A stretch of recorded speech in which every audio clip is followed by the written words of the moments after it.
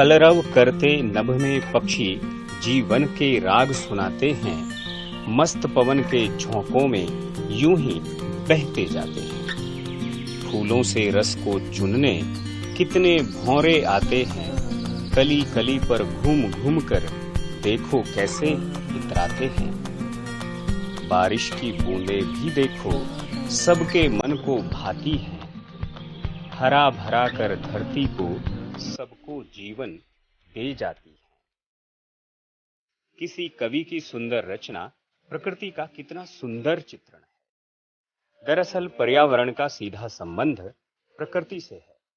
हम अपने परिवेश में तरह तरह के जीव जंतु, पेड़ पौधे और अन्य सजीव निर्जीव वस्तुएं पाते हैं और ये सब मिलकर हमारे पर्यावरण की रचना करते हैं।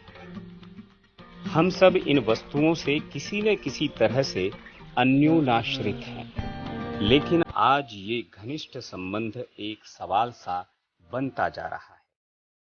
इस सवाल के जवाब को तलाशने के लिए और पर्यावरण की समस्या पर एक विमर्श तैयार करने के लिए 5 जून को विश्व पर्यावरण दिवस मनाया जाता है। पर्यावरण 2 शब्दों से मिलकर बना है, परिव और आवरण, जिसमें परि का मतलब है हमारा आसपास या जो हमारे चारों ओर है, वहीं आवरण का मतलब है जो हमें चारों ओर से घेरे हुए है।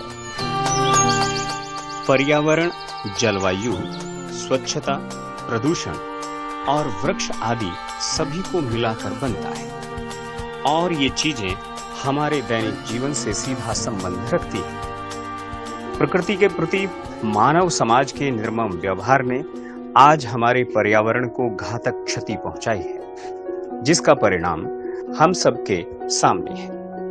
कोरोना काल में हमने ये महसूस किया कि हम कितना अन्याय प्रकृति के साथ कर रहे थे। वायु प्रदूषण, जल प्रदूषण, ध्वनि प्रदूषण और भूमि प्रदूषण में जो कमी हमें देखने को मिली, निश्चित तौर पर मानव समाज के लिए सकारात्मक बदलाव के तौर पर सामने आई। प्रकृति ने जैसे कोरोना काल में स्वयं को संवार लिया। पेड़ पौधे मुस्कुरा रहे थे, जलीय जीव जंतु कलरव करते हुए दिखे। पशु पक्षियों का खुले मैदानों और सड़कों पर विचरण मन को मोहने वाला था। लेकिन सवाल कब तक? ये बड़ा सवाल हमारे माथे पर शिकन पैदा कर देता है और एक लंबी सांस खींचने को विवश करता है, क्योंकि हमारी आदतें इस प्रकृति के साथ लगातार अन्याय कर रही हैं। इस बार पर्यावरण दिवस पर जैव विविधता को लेकर बात की जा रही है और यही विषय समसामयिक भी है।